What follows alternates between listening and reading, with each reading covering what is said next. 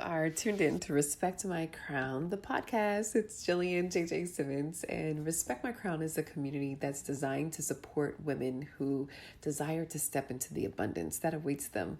We know that now is the time to manifest our visions, to realize our dreams, accomplish our goals, and Respect My Crown is simply a support system that encourages women to deepen in spirituality, sisterhood, accountability, and service.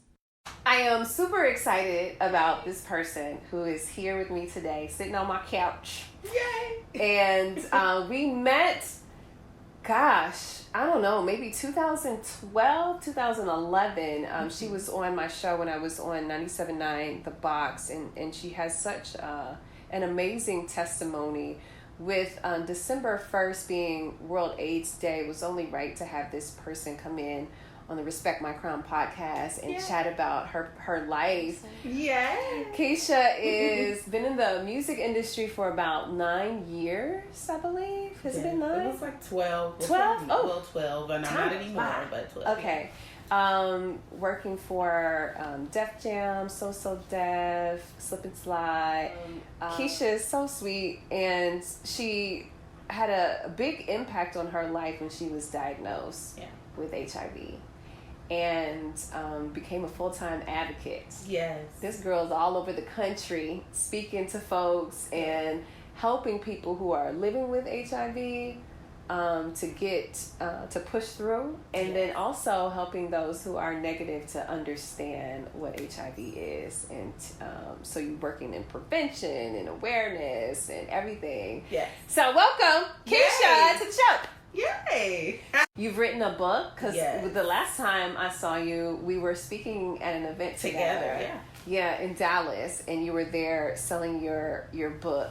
Yes, it's Dying to be D.I.V.A, doing it victoriously alone. Because when you're diagnosed, you're by yourself. Yeah. You know, you tell people, but you're in that moment by yourself. Yeah. You know, so.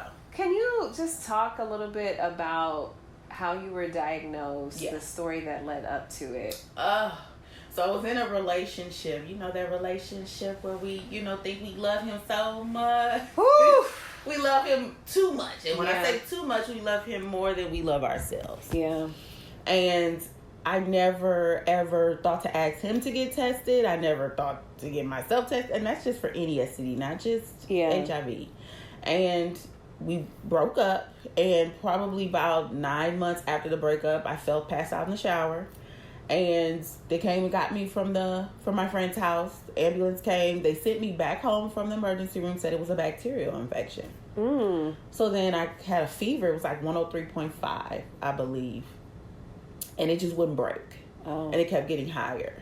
And then my fever got to 105, and it was just like, okay, we got to get her back to the emergency room. So my mother drove me to the emergency room in Katy, actually, and I literally passed out in the wheelchair. And from that, I was in the hospital a month and a half, and probably about a month in, my mother's doctor, Dr. Petronella, I believe her name was, came in and said, so about your AIDS. And I was like, oh, what? Whoa. And I had already been comatose for about 2 weeks because of the fluid on my lungs, and because I had a fever. It's like when you get to a fever that high, you're delirious. Yeah. Partially comatose. So I had a tube in my mouth, and I was half incoherent, and I was just looking at her like, what? But because I was so sick, she assumed that I had already knew that I already had HIV or whatever. Yeah. And I was like, no, ma'am. No, ma'am. I don't know anything about that, So then it just went so fast after that. After being diagnosed, they come in, like 10 people come in and talk to you. You have to write a list down of who you slept with. Wow. They have to contact them. They wheelchaired me into another room. I literally just got from that coma probably a day prior. Wow. The day after that, they don't care what you hook to. They will unhook you, put you in the wheelchair, and roll you into the next room because it's confidentiality. Yeah. You have to sign a HIPAA form, and then you have to write down the list, and then you have to, for those lists of people, you have to write down what symptoms have you ever had. Yeah. Now, for this particular person, I wrote down, I had basically the most symptoms with this particular person. Yeah. And one of the first signs that it has entered your body are yeast infections. Wow. Now, some people have an overgrowth of yeast in their body. As women, we do. Yeah. But if it's like abnormal constantly, there's a problem. Oh, that wow. means there's an infection in your body. I didn't know any of that. I would have never known I didn't that at know all. any of that. Most people just know cold, flu-like symptoms. I mean, but you could just be getting the flu. You don't tie that to HIV or AIDS. Yeah. Then dry patches on your skin. You got to look at your skin. You got to look at your nails. And certain things that they pointed out, I had no idea. Yeah. And pretty much the health department likes to get to the bottom of who it was. Yeah. Because they have to do like a paper trail in a sense. Yeah. So, it was a humiliating experience because, to say the least, A, because it was my mama doctor. Yeah. Yeah. And B is because it's just like at 21, I believe I was 21 in 06. To be 21 going on 22 or 22 at the time, that's not what you're trying to nurture. That's not what you're thinking about. That's not anything. So it's traumatic. Yeah. It's extremely traumatic. And then what I didn't know that you just mentioned is that the people at the hospital actually contact the people? The people at the hospital, what they do is they inform the health department. Okay. And the health department does. Oh, wow. So, and then it's HIPAA law, so everything has to be secret. So they can't say who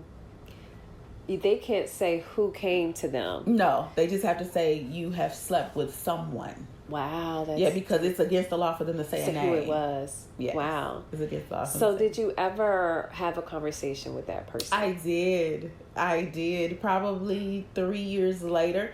And it was my god brother who told me, he was like, you have to do it. Yeah. Because he was like, you walking around with all this anger and hurt, you don't even realize that you are walking around with it, and it's not going to stop until you at least tell him that you have this. So we actually met at the Walmart on Westheimer and Dunvale. That's too funny. That's exactly where we met. Right by the AMC. Right by the AMC. And we met at that McDonald's right there. And I said my piece, you know. And, of course, he fumbled. And he was like, we do this and we do that, And I was like, well, I'm letting you know what I have. Yeah. And in order to have it as bad as I've had it, it's been sitting there. Yeah. And when I was with you, I was with you. Yeah.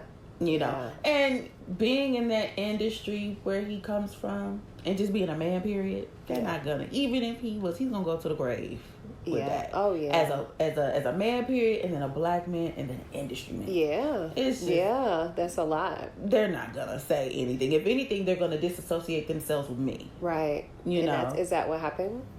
Pretty much, but it was like I started to be like a little ant around the city. Like I wasn't even living here, but still had an impact, and I was still flying in, speaking. Yeah. So it was times we were in the same room with each other because me being in the industry as well, we still knew some of the same people. It was people who knew me from him. Yeah. So it was just it was awkward for some people. However, my story is my story. Yeah. And I'm not gonna hide that or not talk about that because of.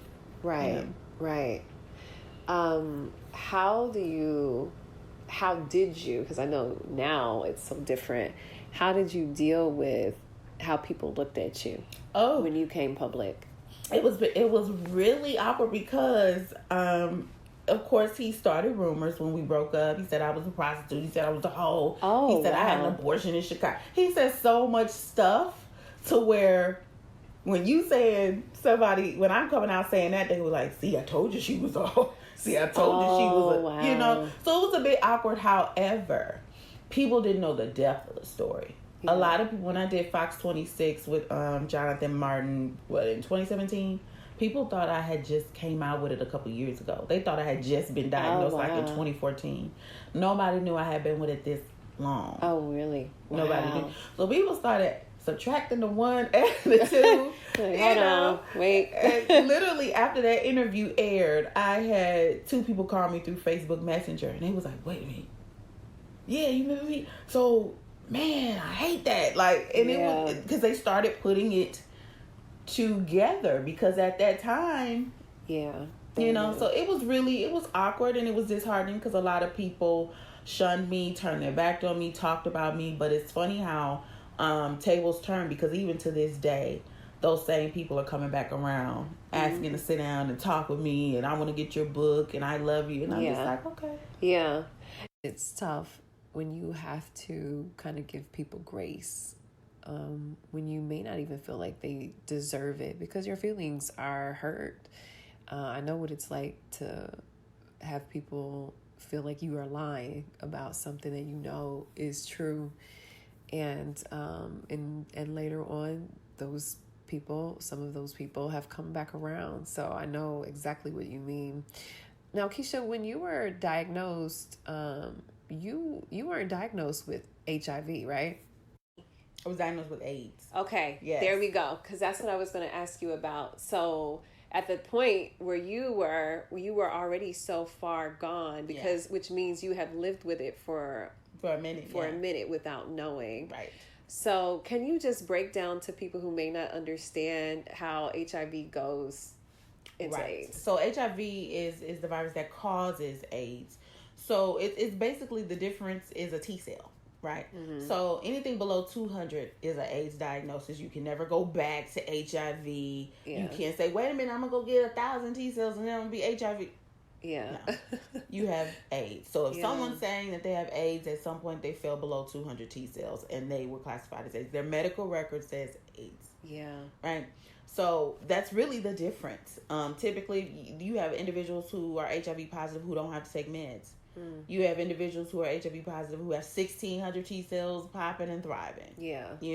But then you also have individuals who are HIV positive who have 600 T cells, but they haven't dropped so low to where it's an AIDS diagnosis. Okay. Typically, when it's AIDS diagnosis, you have symptoms. You're asymptomatic, meaning you can catch pneumonia, skin rashes, dizziness, neuropathy, meaning you feel numbness in your legs. So you start seeing all of that stuff. Oh, you seem to have been doing really well, like in over the years. But there was a point where Kecia went missing, and I was like, where's my girl at? Yeah. And you were telling me that you ended up being really sick. Yes. That was your lowest point? Yeah. Was it? It was. It really was, because I was actually sick in the hospital in Vegas, and I was in there for 3 weeks. Oh, wow. And it was because I was, in the industry, and I was, at that time I was managing independent artists. So I was going from Minnesota where it was like 10 below zero, and then coming back down to Texas where it was like 70 degrees, and I didn't have enough T cells to deal with that. Yeah. And a lot of the medicine that they were prescribing me, I was always going back and forth with Dr. Garza, like, look, I'm not going to take this super strong antibiotic because it's causing yeast, and the yeast is causing this. And so I would be taking my meds, and it came to a point to where those meds were literally destroying me on the inside. Wow. So I told my doctor, I'm not taking my meds until we get this together. Yeah. I'm not going to live like that every day, because you don't have to. Yeah. And because I didn't do my research, the meds were literally, I could feel them going through my insides. Wow. Until I met a lady on the train in Los Angeles, and she had HIV. How do you meet somebody on a train like, girl? Right. And you know why? Because she was just talking. And I was like, why should she keep talking? And she was like, I just got my Section 8 voucher. And I was like, oh, okay, that's what's up. And she was like, because, I got the virus. I was like, what? I was like, so what do you say? Like, me too. Right. I was like, okay, lady. And then she was like, what do you take? And I said, Kecia Johnson. She was like, I'm telling you, Kecia was one of the first drugs made for men. Oh. It's too powerful for women. Oh, wow. That's what, and when she told me that, I said, that's why I'm sick as a dog. Yeah. So I took that information, went back to my doctor, and he changed me to Norvir, Rayataz, and Truvada, and that gave me jaundice. Turned my eyes yellow. Oh, no. Yes. So, and they were like, well, you got to choose your battles. It's either one or the other. What do you want? They was like, you may notice your eyes were yellow, and I'm like, that means something's going on with my liver. Yeah. Like, what you mean? But see, that's what I hate about, and I know it is what it is, but you see that with everyone who has an illness, and it's just like one thing is destroying something else while it's helping something else, and then you go and you're up at 1:00 in the morning and you see the attorney saying that there's a lawsuit against all these drugs for HIV, And it's just kind of like, well, thanks, because 2 of those I've been on. Yeah. You know, over the course of 14 years. So it's like, man. And have you tried anything homeopathic? I have, and that's really what has kept me, which is my new book that's coming out, Mind, Body, and Me, and it talks about the mental aspects of dealing with certain things in life. It talks about the mental aspect of dealing with the virus, and how it plays a role with anxiety. Yeah. With depression, and then you go and then you have a whole baby, and then you're dealing with postpartum on top of the other stuff you haven't even dealt with yet. So absolutely. I've seen you know, of course, in social media world, we hear a lot about Dr. Sebi. Yes. And other doctors who have believed to have found the cure for AIDS. So when you see things like that, you know, what do you think? It's so funny you asked me that, because when I was on the panel a couple months ago, they said one of the questions was, do you think we'll get to an AIDS-free generation? You know, everybody has to high five and yes, we will. And I said, absolutely not. It's too much money in it. And I'm one of the faces of the Let's Grow Old Together with Walgreens, but I'm telling you, it's just too much money in it. My 1 pill bottle of Truvada is $5,000 if I didn't have insurance. Oof. You know what I'm saying? You know what I'm saying? So are they going to stop that anytime soon? No. $5,000. No. You know, however, what individuals need to learn with any disease, not just with AIDS, is that, you know, the body is meant to heal itself. And a lot of times we make things worse by what we eat. You know, what we put in our bodies. You know, diseases fester off of, you know, fat, vegetable oil, and certain things like that. And once you dig deeper, like what Dr. Sebi was talking about, a disease is just really mucus in your bloodstream that, you know, it takes work to get out, but it takes a whole lifestyle change. And a lot of people aren't willing to do that. But a lot of people don't have time to change the lifestyle and just eat like raw and clean and alkaline every day, because it's a challenge for me at times. With a baby, you just want to grab a fryer and keep it right. You know, so and it's so expensive. And I mean, like, I'm tired of people saying it's not that expensive. Yes, it is. It is. It really is. It's expensive. And the stuff that is, like you said, I could grab a fry for 99 cents, and you know, versus having, you know, and keep it moving, and that's it, and keep it moving. We do find though that, you know, I've met people who have cured themselves of cancer, you know, from changing their diet and going raw foods. Absolutely. And and when I think about going raw food, I'm just like, ooh. It's work. You're right. It's work. It works, and I did it throughout my pregnancy, and I felt amazing. I looked amazing, and I actually did it. It started because I was doing it with the church. I was doing the Daniel fast, but then I researched and then flipped it and did raw alkaline. And when I tell you, it changed the game. It changed the game. See? However, being consistent with that when you're dealing with life changes and all types, you're moving here. It can be rough. It can be rough. It's easy to do it in living in LA though. Yeah. See, I bet, because they're already so advanced. Yeah. And it puts you in that lane, because when you wake up, everybody's working out. When you go to one corner, it's a juice bar, it's another salad bar. So it's different. It's different versus when you're in Texas, you got a barbecue joint, soul food spot. It's totally different. So it's all about your atmosphere too. Yeah, it is. God, I'm gonna just come stay at your house and show me how you did it. Alani, we eating vegetables. Stop it. And there's ways it's a challenge, because we're doing journey like that as well. However, my grandmother will sneak her a piece of chicken, you know, so she'll be moaning and grunting, and we'll be like, no. And my grandmother's like, so you want her to be a vegetarian? I'm like, well, no. She's not a vegetarian. We just want her we don't want her to be on meat right now. Not right now.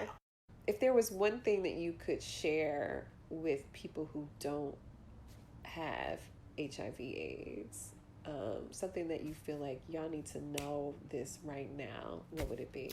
Life is not over for people, and don't X out a person who has it, and you think she fine, or you think he fine and he has it, or she has it, and you're just like, oh gosh, no. Because let me explain to you, genital herpes is another one too. Hepatitis is another one too that at this stage is in the lane of it's a little bit worse. Yeah. Genital herpes will prevent a woman from being fertile. Like she wouldn't be able to have babies. So it's, don't be so quick to X out a person living with HIV AIDS, because it's like they X that one out, but then you forget it's a whole list of stuff. It's a whole list of other things. You're not even concerned about it. And I think people get scared off by herpes, but for them, again, for men and just people, visual. Yeah. If they don't see it, they shun it until something happens. Yeah. So you can't X out a person, because you may be passing up on a person who's like your life partner or somebody who you're supposed to be with, purpose partner. You don't know. That's good. We know that women have the higher diagnosis, right? Yes. And it's so important, to have those conversations. It is. How should people start the conversation about it and to talk about it? Well, I don't even start it with HIV. I started with how you're caring for yourself. Yeah. Like, hey sis, what's going on with you? And when you hit the hey sis and you hit the mimosa or something, she starts breaking down the little things, and it may just be something as simple as she doesn't feel right in her relationship, or she feels off with herself, and then from that point it'll break down into other things, because it always does with the females I'm around. Yeah. One thing starts, and we always snowballs into HIV, and you're like, how? But it does. Yeah. I've had some female friends say, hey, I need you to talk to this one girl. She's really, she got potential, and she's really doing good in her, she has common sense when it comes to working.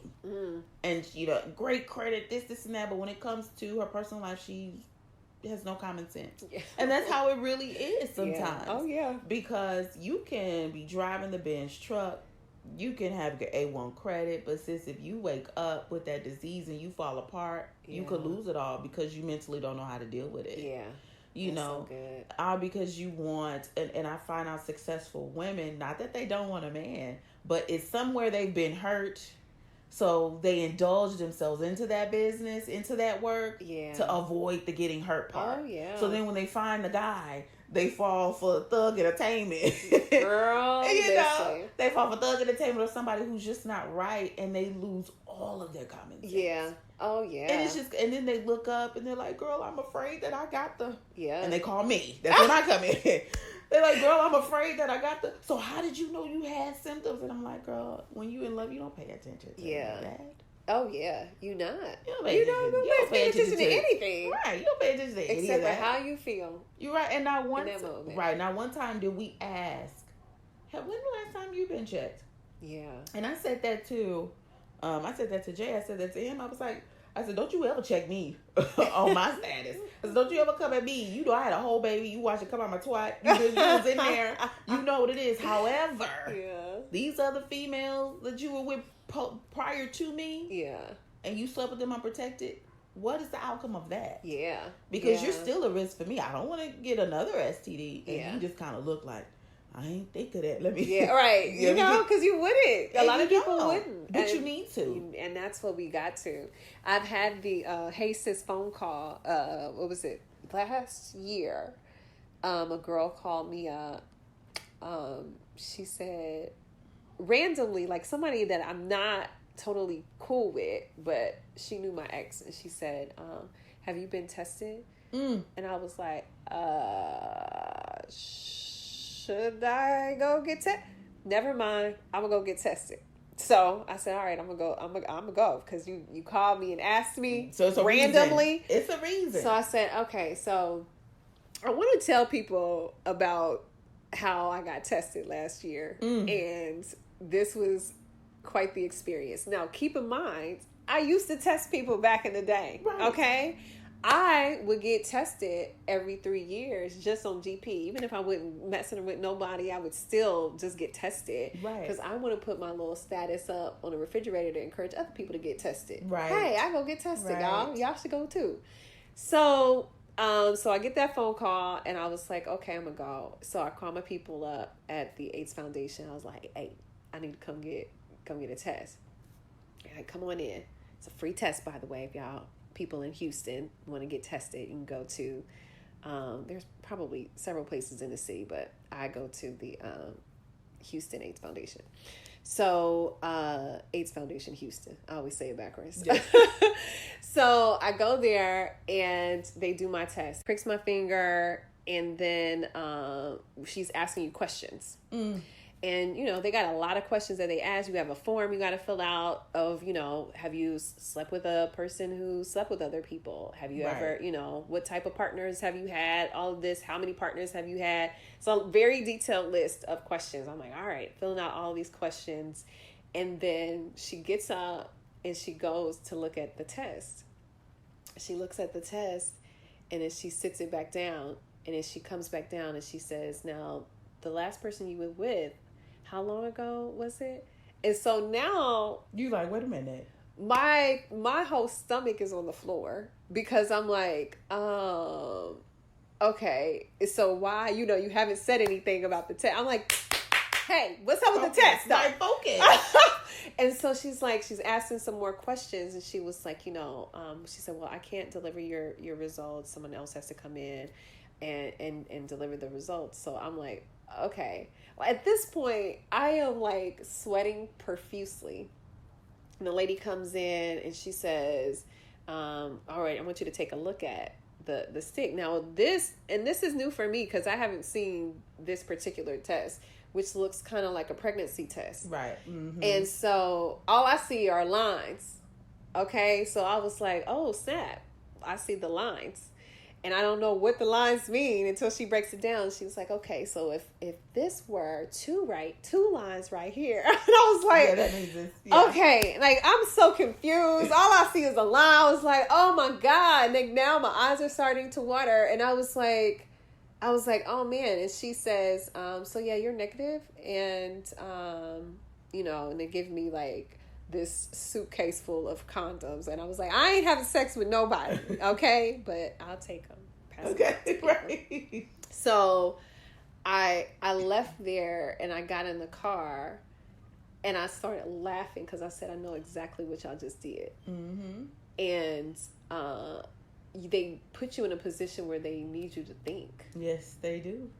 And that moment that you are sitting there waiting for those test results, you are sitting there recapping your entire life. Like, yes, you are. Oh my gosh, why did I do it? Or, you know, or woo, and you know, why didn't I ask? And why didn't I ask to see his test results and this? And it's just like, and I, you know, I know better. You know what I mean? This is as a woman, you know who. You know. Like, you know.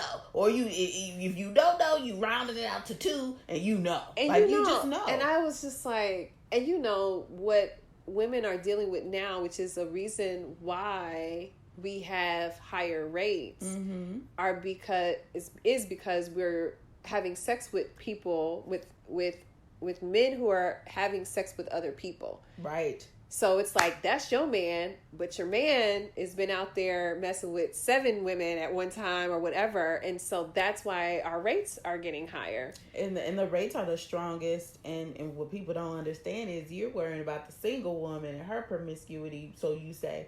But the rates are coming from the monogamous married couples. Isn't that crazy? Because, you know, that partner, and I'm not just going to say the man or whomever, they're sleeping with other people. Yeah. You do have men out here now who feel like it's okay. Well, the Bible says that I have more than one wife. Yeah. You know, and that's where we are at. People need to get tested. They do. And it's the most easiest process. Like, it don't get no easier than that. I think I was at the AIDS Foundation all of 20 minutes, maybe. I don't know, 20, 30 minutes. Why do you feel like people are so scared? Knowing everything we just talked about, they're still like, nah, I can't do it. Because the unknown is easy. For me not to know, it's just easy for me not to know. Yeah. Like, versus me actually knowing, like, okay, let me go and get tested. That means I gotta know. Yeah. Like, I gotta know. Like, I gotta really know yeah. that I have it or I don't. Versus if I just put it in the back of my head and I don't get tested, I just gotta chalk it up and be like, shoot, I know who I slept with. Right. And it's always those that say that, which is like the people who write comments on social media, and they're like they talk mess under the comments. It's those same people who won't come to the forefront and say it out loud. It's the same thing. You won't go and get tested, but you just talking noise saying you know who you with and I know who I slept with. No, you don't. You don't know because you cannot sit and say what that other person is doing. Yeah. We don't know. We're not with that person all day, every day. Yeah. We don't even forget who they're with now. We don't know who they were previously. Oh, yeah. Before you were even together. We don't know. We don't know who that person they were messing with, who she was sleeping with. Yeah. We don't know if, we just don't know. Yeah. So if you don't know, then that means there's an unknown within your health. Yeah. And you got to get checked. You got to get checked. And we got to stop thinking that it looks like something. Because I think a lot of people feel like, well, I've been with my dude for 6 years. I mean, he ain't never been sick or he ain't never da-da-da-da-da. And it's just like you're thinking that you're going to see something, like, oh, he would look like this or he would be sick all the time if he had it. And it's just like, hey, guys, there are people who are, it's kind of, I don't know, is it laying dormant, I guess, or, in your bodies, and you're not realizing there are so many people who are living with it and they don't even know. Right. But people don't understand it and hear it from me. I get a lot of DMs, even to this day, even with me not being in the forefront like I was, people still know what I do and they still come and still creep to see if I'm going to respond back. Yeah. And I do, and I keep my DMs open just to answer those questions, and I literally get probably at the minimum 2 a week. Wow. And the last one I just got probably was a couple days ago on Twitter, and the person was like, hey, I kissed a sex worker and I had an open sore on my lip and I want to know, am I at risk? And I said, at risk for what? Because you are at risk. Yeah. Because you knew. Yeah. You walked in and you knew. Yeah. The lane that you were in. Yeah. And you already have a cold sore. Let's call it what it is. That's herpes 1 on your lip. Yeah. That's in the family of herpes 1. I'm not being shady. Those are facts. Yeah. So therefore you have an open wound. Now, can you get it from kissing? No, you can't. No, you can't get it from saliva. You can't get it from anything like that. But what I'm saying, if you're not worried about the smaller things like mono and things like that, and me talking to you about HIV goes over your head. If you think that you can get it from a darn kiss, man. So those are the type of, and they were anonymous. They created an account just to message me. They were anonymous. Wow. And so if we cannot pass that, it's really hard to talk to somebody about HIV until we start educating people on the whole picture. Yeah. I've been an advocate for HIV AIDS for some years. Actually, over a decade now.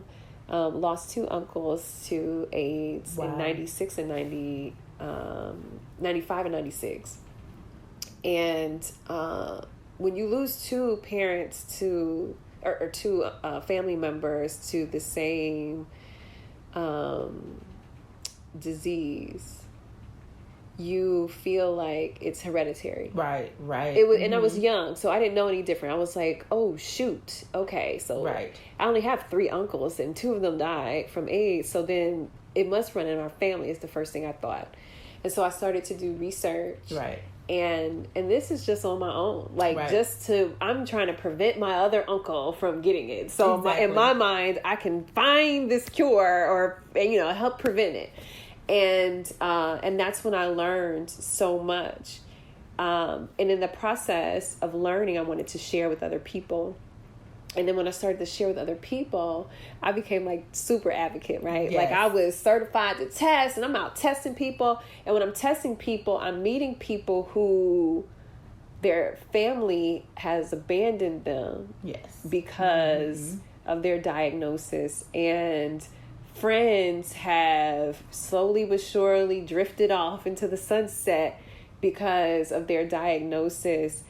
And so I just wonder, how mentally, what do you do to push through that? Have I dealt with alienation? I won't say I have, because the people around me, even from family and friends, they go off of my energy. Like, some of them are a little thrown off because I'm so open about it. Yeah. I'm so open. I'm so vocal about it. I'm not really, afraid or ashamed to ask any questions. Yeah. You really have to navigate that you have to get strong within yourself first. Yeah. I would say hold off on even divulging. Tell that one safe friend if you're diagnosed, that one safe friend. But before you go on a sabbatical and start telling even your mom, your dad, you got to be strong within yourself because you don't know how they're going to react. Oh, yeah. My grandmother to this day still whispers it.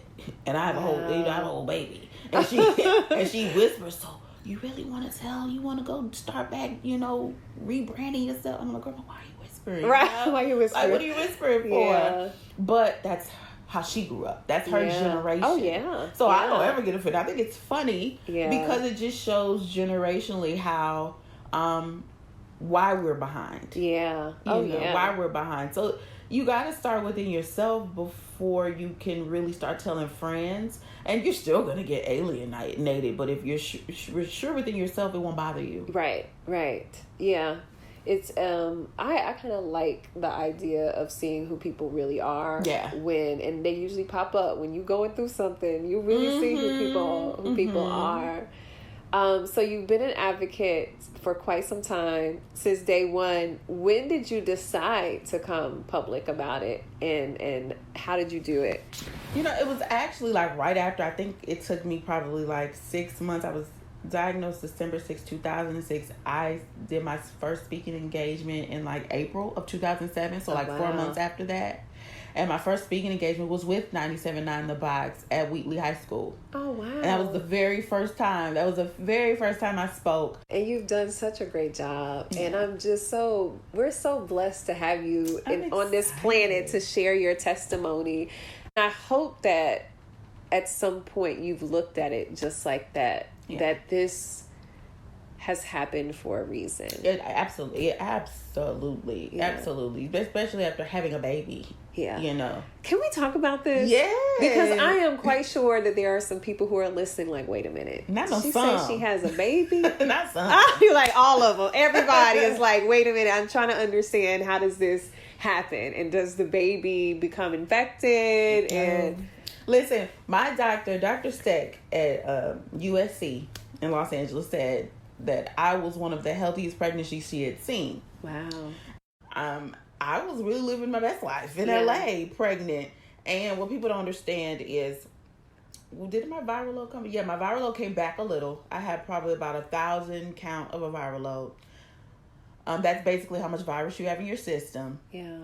And that was because at the beginning of my pregnancy, my meds wouldn't stay down. Like, my first trimester, I was cute. Got into the second trimester, the baby was like, no, ma'am, I don't like any of this. So I kept throwing them up. So my viral load came back. Oh, wow. So went to Dr. Steck. She's like the best on the West Coast. And she changed me from literally taking 16 pills to taking 2. Ooh. Wow. So I was taking those 2, and she was like, we're going to get you back undetectable in 3 weeks. 3 weeks I was undetectable. And journey was healthy. Baby was fine, and I literally had a natural birth. No, nothing. I mean, they give you an IV of medication that they give to the baby through an IV just to assure that nothing passes through vaginally. Yeah, but she's healthy as a dilly. Wow. So so then let's go back prior to you getting pregnant. Yes. So you can have sex with somebody. Yes. Because I'm taking it, that's how you have a baby, guys. Absolutely. Birds and the Bees. I did read that book. Of course. And that person is not infected. Right. Well, let me break this down. There's a pyramid, and this is the best way I can explain it. Okay. There's a pyramid of passing. So the top of the pyramid is, of course, homosexually, which is man to man, or man to man, not woman to woman. That's at the bottom of the totem pole. So it's man to man, man to woman, and then woman to man. And by that, the percentage, as you go down the pyramid, the percentage drops. So this is just a little class I'm giving, guys. But how my doctor explained it to my partner, If you're having intercourse and you're not using a condom, you have to remember he's going in and out, in and out. Yes. And the virus can't survive in regular temperature air, right? So the odds of it getting into his small hole are very, very, very slim. Wow. That's how my doctor broke it down to my partner. Just so he can understand it. And if you're undetectable, it now equals untransmittable. So me being undetectable, I can't pass it at all. Okay. And that's the goal. You take the medicine to get undetectable. Right. So you won't be able to pass it to your partner. Right. There's also PrEP. PrEP is an option. It's not the solution. It's just an option, which is what your partner can take to have an extra precaution. And of course there's condoms, but if you're trying to have a baby, the goal is to be undetectable. Yeah. Okay. That's good. Yeah. See, I just learned something today. Yeah. Look, we all learning here, people. Yeah. Because someone asked me, how do you have a baby? I was like, I did the nasty. Like, how does everybody else do it? Like, what you mean? Like, the questions I get are like far-fetched. I can imagine, but that shows you that, we're still leaps away from really understanding. We've come a long way. Yeah, but we're right? still in 2020. I've met some people at a camp. Mm-hmm. These young people, 150 kids who are living with HIV. The AIDS Foundation here in Houston does this camp every year, Camp Hope. Have you ever been? I haven't been, but my friend Tiffany goes. Okay, Tiffany, I know Tiffany. Tiffany I like her. So it's crazy to sit here and you look at these kids who you want to live a normal life, you know, and they look, of course, like regular kids. Yes, they do. Until I see them take their medication. Right. And then it hits, oh, shoot. These kids have 11 different medications that they're taking. This is not it's not a game, but as you progress, the medication goes down. Yeah. It really depends, because when I started, I was taking D.I.V.A, and I was taking 10 pills in the morning, 10 pills at night. But it just really depends on the doctor and what they feel is best. Yeah. It's really not if it goes down if you progress, because some people, it can go up. Yeah. It just really depends. You have to do your own research upon being diagnosed. Because, some meds may not work for you. Complera, which is one pill, and I'm just using an example, guys, because a lot of people don't like it, but I'm just using an example of you may just be on one pill a day. Yeah. It just really depends. So it just depends. It depends. It also depends on finances, right? Absolutely. And I tell people all of the time, and me and Jay, which is my life partner, had this conversation. He was like, no, Texas is great. Texas is awesome. And I'm like, no, California is the best for me. Yeah. And my situation, because California is a liberal state, and I just discussed this on a panel a couple months ago. California is a liberal state. You don't really know the difference between red and blue and independent and liberal until you have an illness. Wow. That's when you feel it the most. Because in California, they roll out the red carpet for Really? individuals who live with HIV AIDS. Oh, wow. But you have to understand it's more discussed there and in New York than it is pretty much anywhere else. Yeah. And the headquarters for the AIDS, for AHF, is in San Francisco. Everything is headquartered in San Francisco. So it's different for me. Yeah. I have amazing care in California. And I had great care here. I don't want to take away from the Dr. Garza and all the doctors I've had here in Texas. However, in terms of the whole scope, for me, it's better in California. It is. I usually ask my guests as we wrap up our interviews to give an affirmation. Yes. So it starts with I am, and you fill in the blank. I am power. Literally. She is power. Literally. Yes. And I always think of watching Power because it's one of my favorite shows. But it's going to stand though. Yeah, I doubt it because of the power behind that show. Right. That show has so much power to where it has people tweeting and this and that. But we don't even realize how much. We have Ghost in us. We have Tasha in us. We have all those people in us. We are power. Everything that Ava DuVernay is doing, everything that Tyler Perry is doing, or Oprah is doing, we could do the same stuff. Yeah. But we put ourselves at the hands of relationships. And then, you know, that relationship fails and we say, oh, it's a wrap on. No. You got power. I love that. You like power, and that's it. That's all. Like, we have all the power to do everything. We have the power to control our minds. Yeah. We have the power to be healthy if we want to. Yeah. We have the power to defeat any disease if we want to. Yeah, that's so good. Oh, that's so good. I am power. Kecia, tell everybody where they can find you, where they can buy your book. Yes. Well, you can find me at, I have 2 Instagrams, at I am Kecia J, or at My Fab Red Life, which is my main page, My Fab Red Life. My website, everything is launching on February 8th, which is National Black HIV AIDS Awareness Day. Yes. And that's also when my book, Mind, Body, and Me will be coming out. Okay. Because one of the things we don't talk about in the Black community is mental health. Oh, no. And we don't talk about how even living with an illness such as HIV AIDS, it can get worse. Yeah. Because your T cells are low, because there are things going on with your body. So, you can find me on everything. Twitter, I am Kecia J. Facebook, Kecia J. I mean, hey, find me. Google me, and tell people how it's spelled. Keci as in cat, IA. Okay, there you go. All right, Kecia, thank you so much for being a part of the podcast today. This was really good. It really was. I even learned some things today. So, I mean, I'll be thinking I know everything. But I don't. Yes, and stop asking people how people with HIV have babies. And stop thinking that I'm the only person with AIDS that has kids. It is so many advocates who are long-term survivors who have like older kids. People need to do their research. Yes, like I just be like, I am not a foreign entity. Like, y'all are tripping. Okay.